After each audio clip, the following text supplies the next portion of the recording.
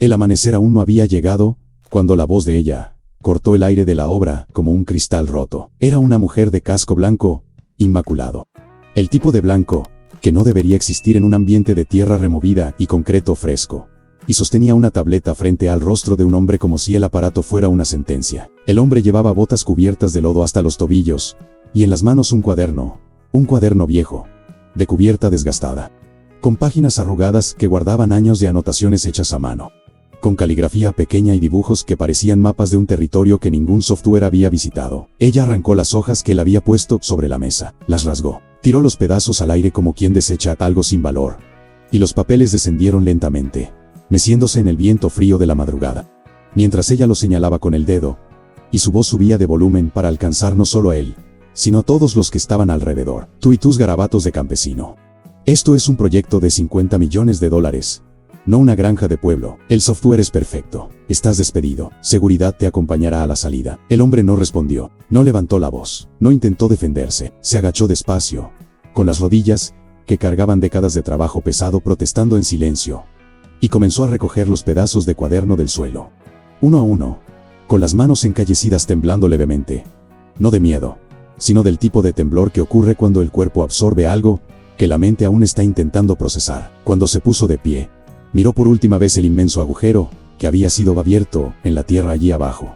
El concreto que estaba siendo vertido en los encofrados. La fundación de un edificio que costaría $50 millones y llevaría años construir. Y murmuró en voz baja, para sí mismo, con la voz de quien constata un hecho que nadie quiere escuchar: la vena de agua corre más profundo de lo que creen. Entonces se marchó, con los pedazos del cuaderno en el bolsillo, mientras ella ya le había dado la espalda y devuelto la mirada a la pantalla perfecta, iluminada de su tableta, con la sonrisa de quien cree haber cerrado un problema menor. Pero para entender que llegó estos dos a semejante punto de ruptura en aquel amanecer, necesitamos retroceder en el tiempo. Necesitamos ir hasta donde siempre comienzan las historias verdaderas, en la oscuridad, antes de que salga el sol, en el lugar donde nadie está mirando. A las 4 de la madrugada, el módulo prefabricado donde dormía Tomás Salazar era idéntico a docenas de otros que había habitado a lo largo de 32 años de vida en campamentos de obra. Paredes delgadas, suelo de concreto cubierto por un tapete raído, una ventana pequeña que daba a la oscuridad del terreno, aún sin construir. Era el tipo de lugar que la gente llama provisional, con tanta frecuencia que termina volviéndose permanente. Pero había un orden en aquel espacio pequeño, que no era el orden de quien se ha rendido, era el orden de quien ha aprendido a hacer mucho con poco. La linterna colgada en el gancho exacto, sobre la cama, la caja de herramientas alineada bajo la mesa, con una precisión casi militar.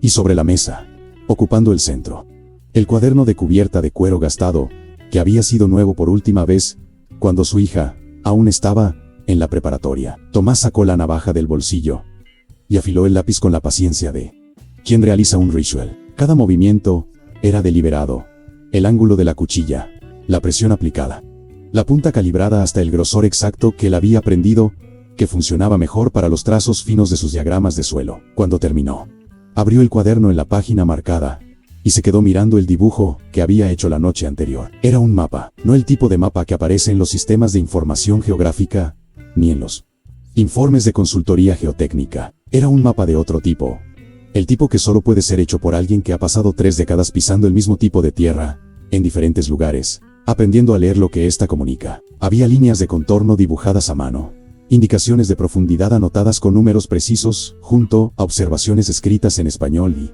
a veces, en un dialecto original que mezclaba términos técnicos aprendidos en la práctica con palabras que su abuela había usado para describir la tierra cuando él era niño. En la esquina superior izquierda del cuaderno, atrapada entre la cubierta y la primera página, había una fotografía. Una joven con toga de graduación, sonriéndole a la cámara con la intensidad de alguien que ha llegado a donde está sin que le haya sido fácil. Tomás tenía la misma línea de la mandíbula que ella, la misma forma de sostener el mentón levemente erguido. Había puesto la foto allí hacía 4 años, el día de la graduación, y nunca la había movido. Cerró el cuaderno, se tomó el café que había preparado en una pequeña hornilla eléctrica, y salió hacia la obra, aún cubierta por el azul oscuro del amanecer, con el cuaderno bajo el brazo. Al otro lado de la ciudad, en un piso alto de un edificio corporativo, con fachada de vidrio que reflejaba la silueta de la ciudad al amanecer, Lara Valdés estaba de pie frente a una pared de proyección que abarcaba toda la extensión de la oficina. La imagen era impresionante. Un modelo tridimensional,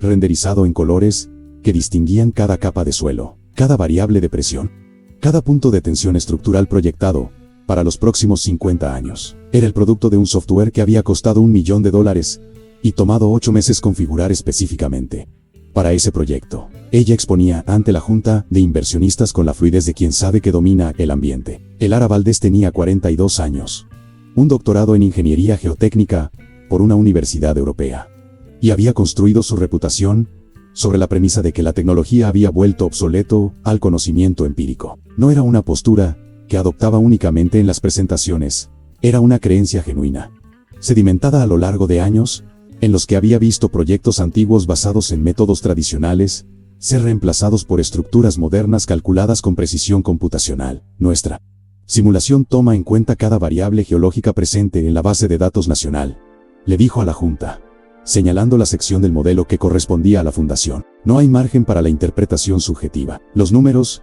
son los números. Hizo una pausa para dejar que el peso de la frase se asentara. Contratamos manos y músculo para ejecutar. El cerebro de la operación está aquí. Uno de los inversionistas preguntó por los trabajadores locales si existía algún conocimiento original del terreno que pudiera complementar los datos del sistema. Lara respondió con la sonrisa calibrada de quien ya ha escuchado esa pregunta antes y tiene la respuesta lista. Con todo el respeto a la tradición, no podemos construir un edificio de $50 millones con base en el folclore geológico. El software fue desarrollado por los mejores ingenieros de datos del continente. Esa es la garantía que les estoy ofreciendo. La junta asintió con la cabeza. La reunión terminó, y Lara Valdés volvió a su pantalla, con la satisfacción de quien cree, de forma genuina y completa, que tiene la razón. No era una villana por placer, era algo posiblemente más peligroso. Era una persona inteligente que había confundido la competencia técnica con la sabiduría absoluta, y que había llegado a un punto en el que su propia convicción funcionaba como un muro que impedía la entrada de cualquier información si ésta llegaba envuelta en la forma equivocada. Fue en este contexto que Tomás Salazar se acercó a ella por primera vez en la obra. Era la tercera semana de excavación. La máquina había llegado a la profundidad prevista por el modelo y los encofrados para la fundación se estaban posicionando, cuando Tomás notó algo en el perfil del suelo que la excavadora había expuesto. Era sutil, una variación en la coloración de la arcilla, una humedad que no correspondía a lo que justificaría la estación del año, una textura que él había visto antes en otros sitios y que había aprendido, de la forma más dura posible, a respetar. Fue hasta la oficina temporal donde Lara estaba trabajando. Tocó la puerta con los nudillos. Entró cuando ella no respondió, pero tampoco le dijo que no entrara. Y se acercó al escritorio con el cuaderno abierto, en la página del diagrama que había dibujado la noche anterior, con el inglés fragmentado de quien aprendió el idioma en obras de construcción de 3 países diferentes. Le explicó lo que había visto. Había una vena de agua subterránea que cruzaba esa sección del terreno. No era estática. Se movía con las estaciones, se expandía con las lluvias de invierno, y corría a una profundidad que los levantamientos geológicos oficiales no habían capturado porque estos se habían realizado en la temporada seca. Señaló el área específica en el diagrama, y luego señaló hacia la ventana, en dirección al punto correspondiente en la obra allá abajo. Lara no miró el cuaderno, miró su tableta, navegó por algunas pantallas. Luego lo miró a él con esa expresión específica de quien está siendo educado por obligación social, no por interés genuino. Mi simulación considera a cada variable geológica presente en la base de datos nacional. Las palabras eran las mismas que había dicho a la junta, las repetía con la misma convicción. Tienes un doctorado en ingeniería geotécnica. Tomás bajó la mirada. La pregunta no era una pregunta, era un cierre. Era la forma más eficiente de comunicar que la conversación había terminado, antes de haber comenzado de verdad, que el cuaderno con los diagramas hechos a mano no tenía cabida en aquel ambiente. Que el idioma que él hablaba, el idioma de quien conoce la tierra por el contacto directo y repetido a lo largo de décadas, no era un idioma que aquel proyecto estuviera dispuesto a escuchar. Cerró el cuaderno, se lo puso bajo el brazo y volvió a su puesto de trabajo sin decir nada más. Pero no descartó lo que había visto. No podía, porque había algo en el perfil de aquel suelo que seguía presente en sus ojos cuando cerraba los párpados por la noche. Una información que el cuerpo había registrado antes de que la mente tuviera tiempo de formularla en palabras. De ese tipo de conocimiento que no proviene de los libros, sino de años de atención prestada al mundo físico. Volvió al cuaderno, profundizó el diagrama, añadió nuevas observaciones a lo largo de los días siguientes, cada mañana a las 4 de la madrugada, con el lápiz afilado en el ángulo correcto y la linterna apuntando por encima de su cabeza. Y entonces volvió a buscar a Lara Valdés por segunda vez, con más datos, con la intención de tender un puente entre lo que él sabía y el idioma que ella estaba dispuesta a escuchar. Fue este segundo intento el que terminó con los pedazos de cuaderno en el aire y las palabras sobre los 50 millones de dólares, el campesino y el despido resonando por la obra. Mientras los demás trabajadores fingían no estar escuchando porque fingir era la única protección disponible en ese momento. Es difícil creer que alguien pueda descartar décadas de conocimiento con tanta arrogancia, ¿verdad? Que una persona pueda rasgar literalmente el trabajo de otra y llamar garabato de campesino a lo que es, en realidad, una biblioteca entera construida con el cuerpo y el tiempo. Y hacerlo frente a todos, sin dudar. Si tú también sientes esta indignación, deja tu like ahora mismo. Demuestra que estás del lado de Tomás. Porque Lara Valdés había cometido el error que a veces cometen las personas muy inteligentes. Había confundido el mapa con el territorio. Y al territorio, ese en específico, con esa vena de agua que corría más profundo de lo que cualquier base de datos nacional había registrado. No le importaba el precio del software, no le importaba el doctorado, no le importaban los 50 millones de dólares. El agua encuentra su camino, siempre lo encuentra. Y el momento en que llegaría se aproximaba con la inevitable calma de las cosas que nadie quiso escuchar, cuando aún había tiempo. Los inversionistas llegaron en una mañana de cielo nublado, con sus trajes bien cortados y sus zapatos, que no fueron hechos para pisar tierra batida. Ladra. El Lara Valdés los guiaba por el perímetro de la obra, con la propiedad de quien exhibe una obra de arte.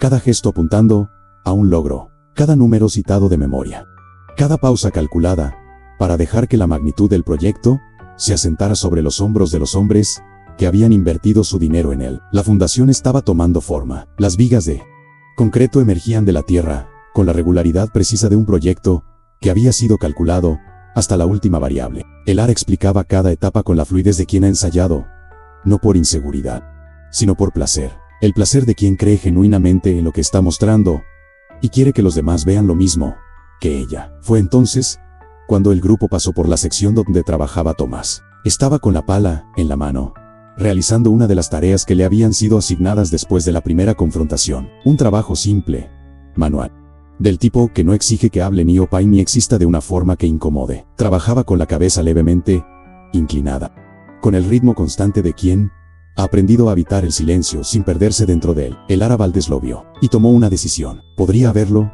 ignorado. Podría haber seguido caminando con los inversionistas sin que su nombre fuera pronunciado. Pero había algo en ella, tal vez la necesidad de afirmar, ante una audiencia importante, que el proyecto estaba en las manos correctas, que las decisiones que había tomado eran las adecuadas, que la hizo detenerse, girar levemente hacia el grupo y apuntar hacia él con el gesto casual de quien señala una pieza de museo. Esta es la mentalidad del viejo mundo que hemos eliminado en este proyecto. Su voz era lo suficientemente alta como para que él escuchara con claridad, proyectada con la naturalidad de quien no considera necesario bajar el volumen al hablar de una persona en presencia de esta. Ahora dependemos de la ciencia, no del folclore. Uno de los inversionistas sonrió vagamente, sin saber bien hacia dónde mirar. Otro siguió caminando como si no hubiera escuchado, lo que probablemente era la forma más honesta de responder a aquello. Tomás no se volteó. Los nudillos de sus manos alrededor del mango de la pala palidecieron por un momento.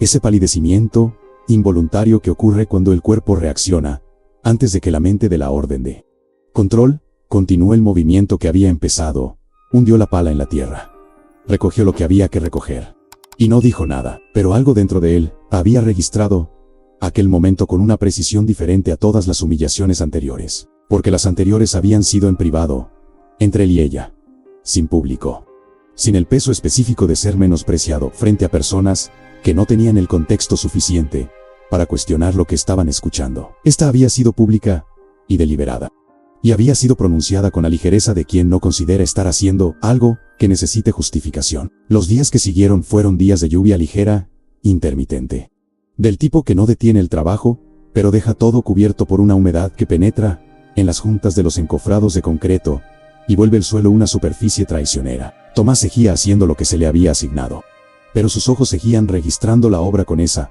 atención que no tenía un interruptor voluntario, la mirada de quien ha pasado toda su vida, aprendiendo a leer lo que la Tierra comunica. Y no puede dejar de leer solo porque alguien haya dicho que esa lectura no tiene valor. Fue en una de esas mañanas que vio la grieta. Era una línea fina, casi imperceptible, que se había formado en la pared de excavación en un punto específico, que correspondía exactamente al área que él había marcado en el diagrama del cuaderno. Por ella escurría un hilo de agua, no el volumen de una filtración obvia, sino ese hilo lento y constante que las personas entrenadas ignoran, y las personas con experiencia reconocen como el inicio de una conversación que la Tierra está teniendo con quien quiere escuchar. Tomás llamó al capataz. El capataz, con la cautela de quien ya ha aprendido cuál es el camino correcto, para no ser responsabilizado por nada, alertó a Ladra Valdés. Ella bajó a la obra con la tableta y una expresión que combinaba condescendencia con eficiencia. Examinó la grieta con los ojos por unos segundos. Abrió el sistema de diagnóstico en el dispositivo. Corrió un análisis rápido. Y luego se volvió hacia los ingenieros, que la rodeaban con la serena certeza de quien acaba de consultar a una autoridad superior a cualquier argumento humano. Es solo escurrimiento superficial. Residual. El sistema de drenaje está operando al 98.4% de eficiencia. Cerró la pantalla. Guardó la tableta bajo el brazo. Y luego miró a Tomás con esa sonrisa, que ya había aparecido otras veces. La sonrisa que no es alegría, sino una demostración de poder. Tal vez tu sabiduría ancestral puede enseñarnos cómo secar esto con un trapo. Los ingenieros a su alrededor rieron. No todos. Hubo dos que mantuvieron la expresión neutral con el esfuerzo visible de quien elige no participar pero tampoco tiene el valor para disentir. Pero la risa existió. Y sonó lo suficientemente fuerte como para que el significado quedara claro. Tomás no rió. Miró la grieta una vez más. El hilo de agua que seguía brotando de ella, con la paciencia infinita de las cosas que existen independientemente de quién las reconoce. Y luego volvió al trabajo, cargando en el pecho algo que había dejado de ser simple preocupación y se había convertido en urgencia. Esa noche no durmió. Abrió el cuaderno a las 4 de la madrugada como de costumbre. Pero esta vez no estaba afilando el lápiz con la calma del ritual. Estaba dibujando con la velocidad de quien tiene poco tiempo y mucho que comunicar. Un corte transversal del terreno, con las capas indicadas por la textura que había observado en la excavación, con la línea de la vena de agua marcada en rojo, con la posición exacta del pilar central del proyecto sobrepuesta al punto donde ambas cosas se encontrarían si la construcción continuaba su curso previsto. Era un diagrama claro, era información real, era el tipo de cosa que, en otro contexto, en otro idioma, en otro cuerpo, habría sido llevada al ingeniero responsable con la seriedad que merecía. Pero Tomás sabía que no tenía otro contexto, ni otro idioma ni otro cuerpo, tenía lo que tenía. Y aún así, encontró a Ladra Valdés a la mañana siguiente, antes de que la obra se llenara de movimiento, y se acercó con el cuaderno abierto en la página del nuevo diagrama. Esta vez había preparado lo que diría. Había ensayado las frases en inglés la noche anterior. Había elegido las palabras más simples y más precisas. Había intentado construir el puente entre lo que sabía y el idioma que ella aceptaría. Señora, el software está equivocado, habló despacio, señalando el diagrama con el dedo. La vena está aquí. Si vertemos el pilar central, es este punto.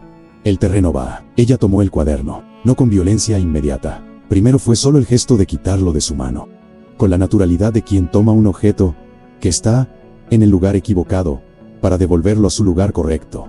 Pero entonces él vio en sus ojos lo que estaba a punto de suceder. Y no hubo nada que pudiera hacer que llegara a tiempo. Se volvió hacia el equipo reunido alrededor. Eran 12, 15 personas, ingenieros, capataces, obreros. El fotógrafo del proyecto que había llegado esa mañana para el registro del progreso. Y con esa lentitud deliberada, que es más cruel que la rapidez porque da tiempo para que la víctima comprenda cada etapa de lo que está ocurriendo. El Lara Valdés comenzó a arrancar las páginas del cuaderno, una a una. Cada hoja que salía cargaba años. Cargaba las 4 de la madrugada. Cargaba las obras de 3 países. Las texturas de suelos diferentes. Los diagramas construidos a lo largo de décadas de atención prestada al mundo físico. Las páginas cayeron al barro, con el agua de la lluvia que había recomenzado. Y la tinta se deshizo en manchas, que rápidamente dejaron de ser legibles. Esto es un sitio de construcción, no un museo para fantasías de analfabetos. Su voz era fría y clara, sin elevarse, sin la agitación de la rabia, lo que la hacía más cortante que cualquier grito. Eres un riesgo para este proyecto. Recoge tus cosas. Tomás se quedó mirando las páginas en el lodo por un momento que pareció mucho más largo de lo que fue. Luego se agachó, con las rodillas en la tierra mojada y las manos hundiéndose en el lodo frío. Comenzó a recoger las páginas, o lo que quedaba de ellas. Porque el agua ya había comenzado su trabajo de disolución, y muchas eran solo fragmentos de sí mismas. Uno de los ingenieros más jóvenes dio un paso hacia él, instintivamente, con la mano extendida, en el antiguo gesto de ayudar a alguien que ha caído. No. La voz de Lara Valdés cortó el gesto, antes de que llegara a completarse. Déjalo. Tiene que aprender cuál es su lugar. El joven ingeniero retiró la mano. Se quedó de pie, con la expresión de quien está avergonzado de sí mismo, pero que aún no tiene el valor necesario a transformar esa vergüenza en acción. El resto del equipo se quedó en silencio. El silencio específico de quien presencia una injusticia y elige la invisibilidad como protección, a sabiendas de que esa elección tiene un costo que solo se cobrará más tarde, a solas, cuando ya no haya audiencia. La lluvia se había intensificado. Tomás juntó lo que pudo, apretó las páginas empapadas contra su pecho, con las manos que habían construido partes de ciudades enteras ahora cubiertas de lodo, y se puso de pie despacio. Una lágrima rodó por su mejilla, y se mezcló con el agua de la lluvia, antes de llegar a su barbilla.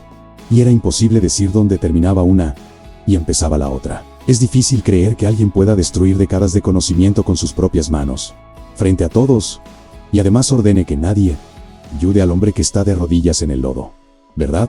Si sientes esta indignación creciendo en el pecho, si reconoces la injusticia de lo que acaba de pasar, deja tu like ahora mismo. Demuestra que estás del lado de Tomás, porque las páginas que Lara Valdés había arrancado y dejado caer en el lodo no eran hojas de papel, eran advertencias. Y las advertencias ignoradas no desaparecen, esperan, con la paciencia del agua que encuentra su camino, independientemente de quien haya ordenado construir sobre ella. Y la vena de agua corría más profundo de lo que el software había calculado, y los cimientos se estaban vertiendo exactamente sobre ella. Tomás salió de la obra, con las páginas empapadas en el pecho, y no miró atrás. Había una dignidad específica en esa negativa a mirar, no la dignidad escénica de quien quiere ser visto, saliendo con la cabeza en alto, sino la dignidad interna de quien sabe que mirar atrás en ese momento sería darle al lugar y a las personas dentro de él un poder que no merecían tener. Caminó hasta el campamento. Empacó lo que era suyo en una mochila que nunca había estado muy llena porque a lo largo de los años había aprendido a no acumular más de lo necesario. Y salió. La obra continuó, con la indiferencia particular de los proyectos grandes y costosos. La obra absorbió la ausencia de Tomás como una máquina absorbe el cambio de una pieza, sin pausas, sin reconocimientos, sin ninguna alteración visible en el ritmo. Los obreros continuaron, las revolvedoras de concreto continuaron, las reuniones de avance continuaron. Con Lara Valdés presentando cronogramas actualizados y porcentajes de eficiencia que los inversionistas recibían con la satisfacción de quien ve su dinero transformarse en estructura física a la velocidad prometida. Ella había decidido acelerar. La presión de los inversionistas era real. Había una fecha de medega que, de cumplirse, desbloqueaba un bono que el significativo. Y el ARA había calculado que con algunas superposiciones de etapas y un turno nocturno adicional, era posible lograrlo. La siguiente gran etapa era el pilar central, la pieza más importante de la fundación, el punto a partir del cual se construiría toda la estructura vertical del edificio. Una vez vertido y curado, sería el hito irreversible del proyecto. El vertido del pilar central estaba programado para dentro de 48 horas, en el punto exacto que Tomás había marcado en rojo, al otro lado de la ciudad, en un cuarto de pensión, había encontrado el mismo día en que fue despedido. Tomás estaba acostado con los ojos abiertos, en la oscuridad. Había intentado dormir. El cuerpo tenía razones para dormir. El cansancio físico de décadas de trabajo pesado se había instalado en sus huesos como un huésped permanente. Y normalmente bastaba con cerrar los ojos para que el sueño llegara con la simplicidad de las cosas adquiridas con el esfuerzo real. Pero aquella noche la oscuridad detrás de sus párpados no estaba vacía. Era la obra. Era la pared de excavación con la grieta fina. Era el hilo de agua que seguía saliendo de allí con la paciencia infinita de las cosas que existen independientemente de quien las reconoce. Se levantó, encendió la pequeña luz de la mesita de noche y se quedó sentado en el borde de la cama por un momento, con las manos sobre las rodillas y la cabeza levemente inclinada, con el gesto de quien está escuchando algo que aún no se ha convertido en sonido. Lo único que había logrado salvar del cuaderno estaba sobre la mesa, no las páginas. La mayoría se habían disuelto en el lodo, y las que quedaban generan fragmentos sin secuencia, pedazos de diagramas, sin el contexto suficiente para ser leídos. Lo que estaba sobre la mesa era la fotografía de su hija, que se había quedado atorada entre la cubierta de cuero y la primera página.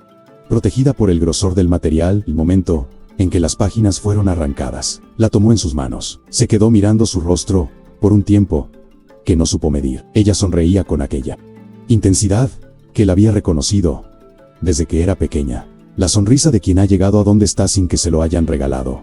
Y lo sabe. Él había estado presente en esa graduación con el único traje que poseía, planchado con la misma plancha eléctrica que usaba para sus uniformes de trabajo. Y había tomado aquella foto con el celular de pantalla estrellada, que aún no había podido cambiar. Ella no sabía lo que había sucedido esa semana. Él no la había llamado para contarle, no por un orgullo excesivo. Era algo más complejo que eso. Era la reticencia de un padre que había construido su propia imagen ante su hija, no sobre títulos ni dinero, sino sobre una cosa muy específica: la integridad de quien no abandona lo que sabe que es correcto, solo porque el costo es alto. Y era exactamente eso lo que se estaba poniendo a prueba ahora. Tomás volvió a dejar la fotografía en la mesa y se quedó mirando el vacío frente a él. Entonces, sin saber exactamente cuándo se había formado la decisión, porque las verdaderas decisiones rara vez llegan con un momento identificable. Simplemente aparecen ya listas cuando la persona finalmente deja de resistirse a ellas. Pensó en su padre. Su padre había sido maestro albañil en un pequeño pueblo del interior. El tipo de hombre que sabía el nombre de cada tipo de piedra por su comportamiento bajo presión, no por su nombre científico. Una de las cosas que le había enseñado a Tomás cuando él tenía quizás 12 años y ya lo acompañaba en los trabajos, era una técnica que llamaba escuchar la tierra. Consistía en colocar un vaso de vidrio lleno de agua sobre el suelo y observar la superficie del agua. Si había una vibración proveniente de abajo, movimiento del manto freático, presión de una bolsa de gas, desplazamiento del suelo, la superficie lo mostraba antes de que cualquier instrumento más sofisticado pudiera detectarlo. No era magia. Era física aplicada con los recursos disponibles. Aquella noche, años atrás, su padre había puesto el vaso en el suelo de una obra y le había dicho a Tomás que observara. La superficie del agua había temblado levemente, en minúsculos círculos concéntricos. Su padre había ordenado detener la construcción. El ingeniero responsable se había quejado. 3 días después, el terreno en ese punto cedió, revelando una cavidad subterránea que ningún levantamiento había registrado. Nadie le había pedido disculpas a su padre. Nadie había reconocido que él había evitado un desastre. La obra simplemente se había redirigido y la vida había continuado. Tomás se quedó con este recuerdo durante mucho tiempo. Luego miró el reloj. Eran las 11:40 de la noche. El pilar central se vertería al amanecer. Se quedó inmóvil unos minutos más, como si estuviera sopesando dos cosas que no tenían una unidad de medida común: lo que le habían hecho a él, por un lado, y lo que podría pasarles a personas que no tenían ninguna responsabilidad en lo que le habían hecho, por el otro. Los obreros que dormían en los campamentos de la obra, los ingenieros más jóvenes que se habían quedado en silencio por falta de valor, las personas que algún día habitarían el edificio que se estaba construyendo sobre aquel terreno. Él no era responsable de ninguno de ellos, pero sabía lo que sabía, y había aprendido a lo largo de décadas de trabajo en lugares donde el error tiene consecuencias físicas y inmediatas, que el conocimiento que se tiene y no se usa cuando había posibilidad de actuar tiene un peso que no es abstracto, es concreto, es del tipo de cosas que se quedan. Tomás se levantó, se puso las botas con la calma de quien realiza un gesto que ya ha hecho miles de veces. Tomó la mochila con las herramientas básicas que había cargado consigo por costumbre, incluso sin tener una obra a la cual ir, y salió. La obra a la medianoche tenía una cualidad diferente a la obra a la luz del día. El ruido de las máquinas se había detenido. Los trabajadores del turno nocturno estaban concentrados en las secciones activas del perímetro externo, y el área de la fundación central estaba temporalmente en calma, aguardando el amanecer y el concreto. Las luces de seguridad creaban islas de visibilidad sobre un fondo de oscuridad que hacía el espacio más grande y silencioso de lo que era durante el día. La antigua tarjeta de identificación aún funcionaba en la barrera de acceso. No supo si era un descuido administrativo o si simplemente nadie había pensado en desactivarla. Probablemente la segunda opción, porque rara vez se consideraba que personas como él representaran una amenaza suficiente como para que alguien recordara revocarles el acceso. Entró, caminó directo a la sección de la fundación central sin desviarse, con el paso del trabajador experimentado que conoce el terreno por el ritmo de su propio caminar. Cuando llegó al punto marcado, se detuvo y se quedó en silencio por un momento. con la palma de la mano apoyada en la pared de excavación cerca de la grieta. El agua seguía saliendo, más que antes. No mucho más. Pero lo suficiente como para que alguien que supiera lo que estaba viendo entendiera que el proceso había avanzado. Tomás abrió la mochila. Lo que había traído no eran las herramientas de un saboteador. Eran las herramientas de un Kenstracker, arena gruesa, grava fina graduada, y un saco de cal de un tipo específico, que había aprendido a usar con su padre, y que había llevado por costumbre a todas las obras de los últimos 30 años porque era el tipo de material que no ocupaba mucho espacio, y que había salvado estructuras, en al menos 4 situaciones distintas, a lo largo de su vida profesional. La mezcla, que su padre llamaba simplemente argamasa viva, no porque contuviera nada sobrenatural, sino porque mantenía una flexibilidad después de curada, que el concreto convencional no poseía. La capacidad de absorber pequeños movimientos del suelo sin agrietarse, de crear una barrera permeable que dirigía el agua en lugar de bloquearla, evitando la acumulación de presión que era lo que de hecho causaba el colapso. Empezó a trabajar. No había prisa en sus movimientos, pero había precisión. Cada capa de material colocada en la secuencia correcta. Cada punto de drenaje posicionado con el cálculo de quien conoce de memoria las inclinaciones de aquel terreno. Trabajó en completo silencio, iluminado solo por la linterna de cabeza que había traído, sin hacer ruido que atrajera a los trabajadores del turno nocturno desde las otras secciones. Era una presencia fantasmal en aquel espacio, un hombre que había sido expulsado de allí regresando no para vengarse, no para demostrar un punto, no para ser visto, sino simplemente para hacer lo que debía hacerse con lo que él sabía hacer. A las 3 de la madrugada, había completado la barrera, a lo largo de la línea de falla. A las 4 había construido el canal de drenaje que redirigiría la presión de la vena, lejos de la base del pilar. A las 5 menos 20 comenzó a recoger las herramientas. El cielo había comenzado a aclararse en el horizonte, con ese azul inicial que es gas y gris. Cuando salió por el mismo camino por el que había entrado, no dejó ninguna marca identificable, más allá del trabajo en sí. Caminó hasta la parada de autobús más cercana, y esperó el primero de la mañana, con las manos sucias de cal, y las rodillas marcadas por la tierra, mirando cómo la obra se iluminaba lentamente a la distancia. Había hecho lo que sabía hacer. El resto ya no estaba en sus manos. La mañana del vertido del pilar central llegó con la fría claridad de un día sin nubes. El tipo de día que parece hecho para ser filmado, y que Lara Valdés había elegido, no por accidente, para la transmisión en vivo. La sala de reuniones temporal había sido preparada con esmero. Una segunda pantalla se había instalado junto a la principal para mostrar la transmisión del dron. Simultáneamente, con el panel de datos del software, había café fresco y agua mineral sobre la mesa. Y la cámara de la computadora estaba posicionada para que los inversionistas, conectados desde 3 países diferentes, pudieran ver a Lara en primer plano, con la obra visible por la ventana al fondo, la imagen compuesta de alguien en el centro de lo que ha construido. Exactamente donde debería estar. Había dormido bien. Había despertado con la serenidad de quien está en la víspera de una confirmación, no de una apuesta, porque ella no pensaba en términos de apuestas, sino de una demostración. El proyecto había avanzado dentro del cronograma acelerado. El pilar central sería el hito que transformaría la obra de cimentación en una estructura vertical. Y la transmisión en vivo era la forma de compartir ese momento con las personas cuyo dinero había hecho todo aquello posible. Había verificado el software por última vez a las 7 de la mañana, todos los indicadores en verde, eficiencia de drenaje al 98.4%, variables geológicas dentro de los parámetros calculados. El sistema no había detectado ninguna anomalía. A las 9 en punto, el dron despegó, a las afueras de la ciudad, en una elevación del terreno, que daba a la obra a la distancia suficiente para ver el conjunto sin ser visto. Tomás estaba sentado en una piedra ancha, con los codos en las rodillas y las manos juntas frente a su rostro. A su lado, su hija había llegado la noche anterior con el auto pequeño que había comprado en su primer empleo después de graduarse. Luego de recibir el mensaje lacónico que su padre le había enviado diciendo únicamente que el contrato había terminado y que él estaba bien. Ella sabía que él no estaba completamente bien. Los hijos de padres que no hablan mucho aprenden a leer lo que no se dice. Se había quedado con él en la pensión. Había preparado una cena sencilla, con lo que encontró en las alacenas. Y a la mañana siguiente le había preguntado a dónde quería ir. Él le había dicho el nombre del barrio, sin explicarle el motivo.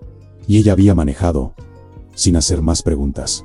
Porque también había aprendido que algunas cosas su padre necesitaba verlas con sus propios ojos, antes de poder hablar sobre ellas. Ahora los dos estaban allí, mirando hacia la obra allá abajo. Ella no sabía qué estaban esperando. Él sí lo sabía.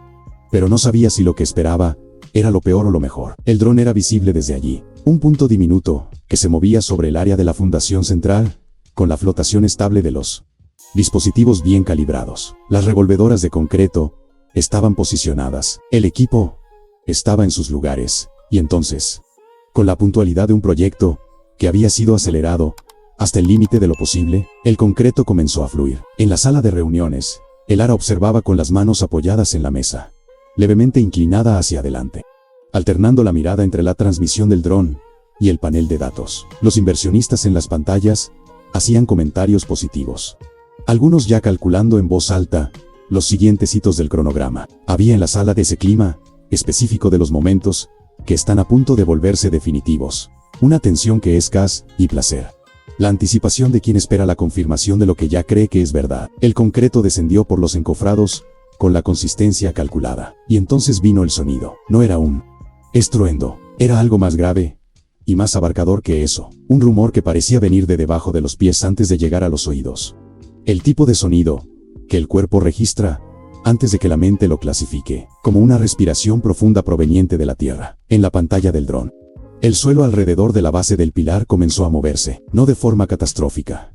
No todavía. Era un hundimiento lento, gradual, con la superficie cediendo en milímetros, que la cámara del dron captaba con una claridad despiadada. El concreto dentro de los encofrados comenzó a inclinarse, levemente pero de forma inconfundible, como un vaso de agua colocado sobre una mesa desnivelada. La tableta del Ara comenzó a emitir alertas, primero 1, luego 3 simultáneos, después una pantalla roja, que reemplazó el panel verde con la brutalidad de las emergencias del sistema.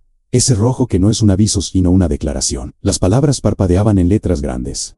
Vacío subsuperficial no previsto detectado, anomalía geológica, riesgo estructural crítico. El software finalmente había encontrado la vena de agua, con 48 horas de retraso. El Ara se quedó inmóvil por un segundo que pareció mucho más largo, con los ojos en la pantalla, la mente procesando la distancia entre lo que había afirmado con absoluta certeza y lo que estaba ocurriendo en ese momento frente a inversionistas que lo estaban viendo todo en vivo. En las ventanas de las videoconferencias, los rostros habían cambiado de expresión, se hacían preguntas superpuestas, voces subiendo de tono. El tipo de caos que se desata cuando personas que confiaron su dinero en una promesa ven que la promesa tiembla. No respondió a las preguntas. No pudo. Se quedó de pie con las manos apoyadas en la mesa y los ojos fijos en la transmisión del dron, esperando lo inevitable. En la colina, Tomás se había levantado de la piedra. Su hija estaba de pie a su lado, con la mano en el brazo de su padre, sin entender lo que estaba viendo, pero entendiendo que era importante. Tomás miraba la obra con los ojos muy abiertos, conteniendo la respiración, con los nudillos blancos de tanto apretar las manos. Y entonces el pilar dejó de hundirse. Hubo un temblor, visible incluso desde allí.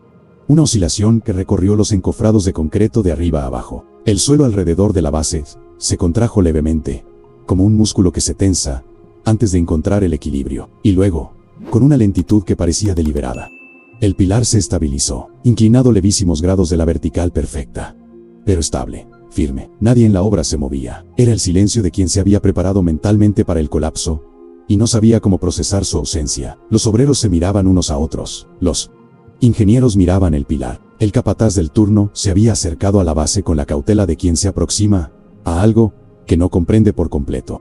Y cuando llegó lo suficientemente cerca para ver lo que había en la base de la excavación, se quedó inmóvil por un largo momento. Había algo allí que no estaba en los planes. Una red de canales poco profundos construidos con arena y grava graduada, bordeando el punto de falla en un patrón que no era aleatorio. Era calculado, orientado. Cada ángulo determinado por la inclinación natural del terreno, para que el agua de la vena encontrara un camino de salida que no pasara por la base del pilar. Y en las uniones de los canales, rellenando los puntos de mayor presión, una argamasa blancuzca que aún estaba levemente húmeda, como si la hubieran colocado en las últimas horas. El capataz llamó al ingeniero jefe. El ingeniero jefe examinó durante 3 minutos sin hablar. Era un hombre egresado de una buena universidad que había aprendido, a lo largo de sus años de trabajo real, que la teoría y la práctica dialogan de maneras que los libros no anticipan por completo. Reconoció la cal, reconoció la técnica de las capas de drenaje. No era algo que hubiera aprendido en la universidad, era algo más antiguo que la universidad. El tipo de solución que existe desde hace siglos, porque funciona. Tomó su teléfono con la mano, que aún le temblaba levemente, y llamó a la sala de reuniones. El Ara contestó antes del segundo timbre. La voz del ingeniero llegó desde el otro lado, con una cualidad específica. No era pánico, era algo más contenido, y por ello más grave. La voz de quien intenta comunicar algo importante de la manera más precisa posible porque sabe que las palabras equivocadas hacen que las cosas sean más difíciles de escuchar. El ara. Una pausa de un segundo. Alguien estuvo aquí. El drenaje, la estabilización, no está en ningún plano, no está en ningún software. Otra pausa. Es una técnica antigua. Arena, grava, cal, construida a mano. Anoche, su voz bajó levemente. Fue él, el trabajador que despediste. El silencio que se instaló en la sala de reuniones era diferente a cualquier silencio anterior de aquella historia. Era el silencio de una certeza que se desmorona, no de forma ruidosa, no de una sola vez, sino con la inevitabilidad específica de las cosas que se construyeron sobre una base que no era lo que parecía ser. El ara se quedó de pie con el teléfono en la mano, y los ojos vueltos hacia la ventana, hacia la obra allá afuera, hacia el pilar que seguía de pie cuando no debería estarlo, salvado por manos que ella había despedido, con la certeza de que eran prescindibles. En la colina, Tomás había soltado las manos, la tensión había abandonado sus hombros, con la lentitud de algo que se ha cargado por mucho tiempo. Se quedó mirando la obra, por un momento más. No con triunfo, no con amargura, sino con esa expresión tranquila de quien vio lo que necesitaba ver, y ahora puede mirar hacia otra parte. Su hija le puso la mano en el hombro, dijo su nombre en voz baja. Como una pregunta, giró el rostro hacia ella, y por primera vez en muchos días, la sonrisa que apareció en el rostro de Tomás fue una sonrisa verdadera, no la sonrisa de quien ganó una batalla, sino la sonrisa más simple y más difícil de todas, el de quien hizo lo que sabía que era correcto, y vivió para ver que fue suficiente. El video no había sido filmado por nadie en particular, era la transmisión del dron que el ara había configurado para el directo con los inversionistas. Esa misma transmisión había sido pensada como una demostración de competencia, y que se había transformado, en tiempo real, en el documental de un fracaso. Alguien había grabado la pantalla durante la llamada, alguien lo había editado en 2 minutos, y lo que circuló en los grupos del sector de ingeniería y construcción, en las horas siguientes, fue exactamente eso. 37 segundos de suelo cediendo, el pilar inclinándose, y en la esquina superior de la pantalla, el panel del software parpadeando en rojo con las palabras que nadie que hubiera confiado $1 millón en que el sistema quería ver. Vacío subsuperficial no previsto detectado. En los círculos de la ingeniería de alto nivel, donde la reputación se construye lentamente y se destruye con la velocidad de una notificación de celular.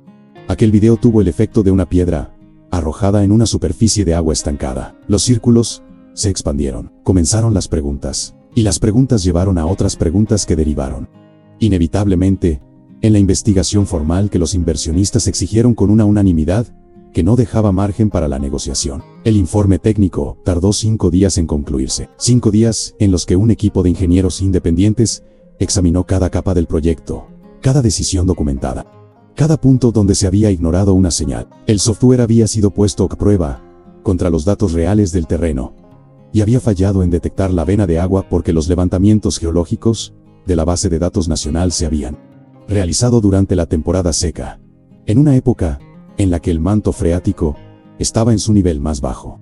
Y el modelo había sido construido sobre esos datos, sin ningún margen de variación estacional. Era una falla técnica real, documentable, cuantificable. Pero lo que hacía al informe diferente de un simple peritaje de error de software, era la sección final, que los ingenieros independientes habían incluido, porque los datos los obligaban a ello. Había registros del relato del capataz.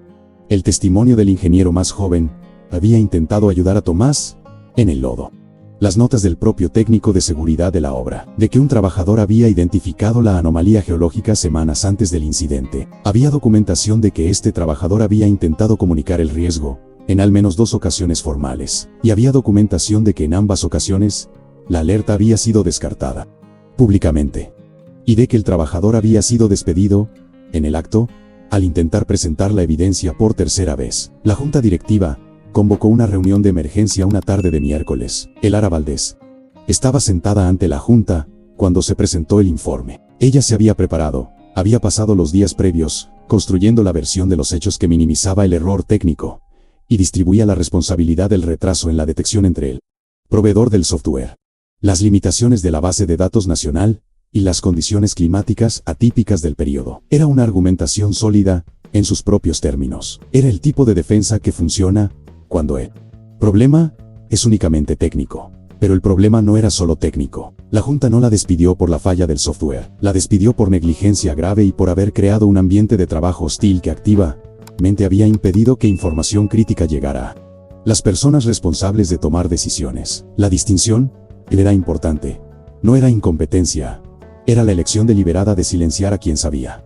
Y esa elección había puesto vidas y una inversión de $50 millones en riesgo. Salió de la reunión dejando su gafete en la mesa y con una reputación en un estado que tomaría años en ser evaluado. La tarde del mismo día en que concluyó la investigación, un auto que ella no había conducido en mucho tiempo se detuvo frente a una pensión en un barrio humilde que había tenido que buscar en el mapa. El Lara Valdez se bajó con esa postura propia de quien no está acostumbrado a ir hacia las personas sino a recibirlas, y se quedó por un momento en la acera antes de cruzar la pequeña puerta. Tomás estaba en el pórtico con su hija. Había un juego de tazas entre ellos y una conversación que se detuvo cuando llegó el auto. La hija miró a la mujer que se acercaba y luego miró a su padre. Él le hizo un gesto mínimo con la cabeza que ella interpretó como una petición de espacio. El Lara subió los 2 escalones del pórtico y se quedó de pie frente a Tomás, quien permaneció sentado un momento antes de levantarse, no por deferencia, sino porque era la postura de quien está a punto de tener una conversación que merece llevarse a cabo de pie. Ella habló, lo había ensayado, y el ensayo se notaba en la estructura de sus frases. Había un orden, una progresión de gestos, que comenzaba con el reconocimiento del error. Avanzaba hacia la oferta de devolverle su empleo.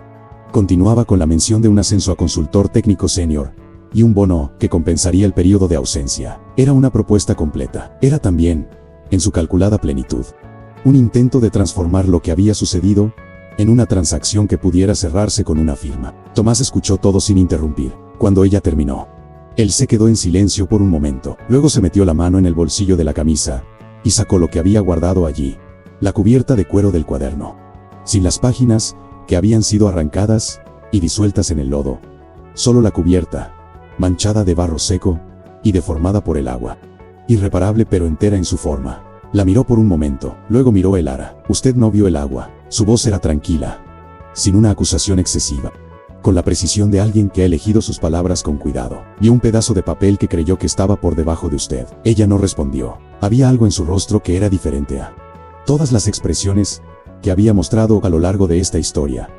No era la certeza del principio, no era el pánico del momento de la falla, no era la defensa calculada ante la Junta. Era algo más simple y más difícil que cualquiera de esas cosas. Era el rostro de alguien que está empezando a entender algo que no puede arreglarse con un ascenso. Tomás se volvió hacia su hija, que se había acercado de nuevo, y le hizo la presentación con la naturalidad de quien presenta algo que es fuente de orgullo genuino y no de exhibicionismo. Ella estaba cursando un doctorado en ingeniería geotécnica en una universidad que Lara reconoció de inmediato, una institución en la que ella misma había sido citada como referencia bibliográfica en 3 publicaciones. Ella usa el software, dijo Tomás, con una sonrisa que era la cosa más compleja que había aparecido en su rostro en toda esta historia, porque era al mismo tiempo orgullo, tristeza y algo que solo puede llamarse paz.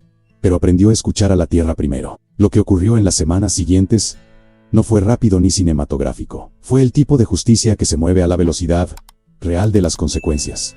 Gradual, acumulativa, irreversible. El software fue descontinuado por el fabricante después de que el informe técnico se convirtiera en referencia en 2 publicaciones de ingeniería. El Lara perdió los contratos que tenía en negociación. La reputación le había tomado 15 años construir. No fue destruida de la noche a la mañana, fue corroída, lo cual es un proceso distinto, y en muchos sentidos más definitivo. Encontró, eventualmente, un camino diferente: impartir cursos de ética en la ingeniería en línea, donde enseñaba sobre los riesgos de la arrogancia técnica, utilizando su propio proyecto como caso de estudio. Era un trabajo que le exigía repetir la historia de su fracaso con honestidad. No se sabe si fue por elección o por necesidad, pero lo hacía. La empresa creó para Tomás un cargo que no existía antes de ese proyecto: consultor geotécnico, con autonomía para intervenir en cualquier fase de cualquier obra, con el derecho formal de detener un proceso si identificaba un riesgo que los sistemas no habían detectado. Era un puesto pequeño en el organigrama, pero absoluto en sus funciones. En la fotografía tomada el día de la inauguración de la estructura terminada, Tomás estaba de pie sobre el pilar central con un casco nuevo y limpio, las manos apoyadas sobre el concreto, la mirada dirigida hacia abajo, hacia los cimientos, que había sostenido. En el bolsillo de su chaleco, había un bulto discreto que era su nuevo cuaderno, cubierta de cuero, comprado por su hija como un regalo, con las primeras páginas ya llenas de diagramas del próximo proyecto. Pero la imagen que perduró, la que nadie fotografió, y que por eso es más difícil de olvidar, era la de una tarde entre semana, en un terreno baldío detrás de la empresa, donde un grupo de ingenieros jóvenes estaba sentado en el suelo, alrededor de un hombre mayor. Había entre ellos un estudiante de doctorado, que a veces completaba las frases de su padre en inglés técnico, cuando él buscaba la palabra exacta. Y él la dejaba hacerlo, con la serenidad de quien no tiene un ego lo suficientemente frágil como para necesitar que el conocimiento venga envuelto en la forma correcta. Tomás había puesto un vaso de vidrio lleno de agua sobre la tierra. Les pidió a los jóvenes que miraran la superficie. El software da números, dijo, con el tiempo de quien no tiene prisa, pero la tierra tiene voz. Ustedes tienen que aprender a escuchar a las dos. La superficie del agua estaba perfectamente inmóvil, y entonces, por un momento, tembló. Ahora te pregunto, en el lugar de Tomás, después de todo esto, después de las páginas arrancadas, de la humillación pública, de la rodilla en el lodo, ¿habrías regresado esa noche para salvar la obra de quien te destruyó? ¿O habrías dejado que el agua encontrara su camino sola? Escríbelo en los comentarios. Quiero saber, de verdad, ¿qué harías en su lugar? Porque esta historia nos enseña que la verdadera inteligencia no consiste en tener todas las respuestas. Está en la humildad de reconocer la sabiduría, independientemente de la forma en que llegue. Que el conocimiento que vive en las manos encallecidas de quien ha escuchado la tierra por décadas, no es menos real que el que vive en las pantallas iluminadas de sistemas de $1 millón, y que el mayor riesgo de cualquier proyecto de construcción, de carrera, de vida, no es la falla técnica, es la arrogancia que te impide escuchar a quien sabe lo que necesitas saber. Si crees que la experiencia merece respeto, que el conocimiento no tiene un uniforme correcto, y si te gustan las historias que provocan y hacen pensar, suscríbete al canal y activa la campanita para formar parte de nuestra familia. La próxima historia ya te está esperando.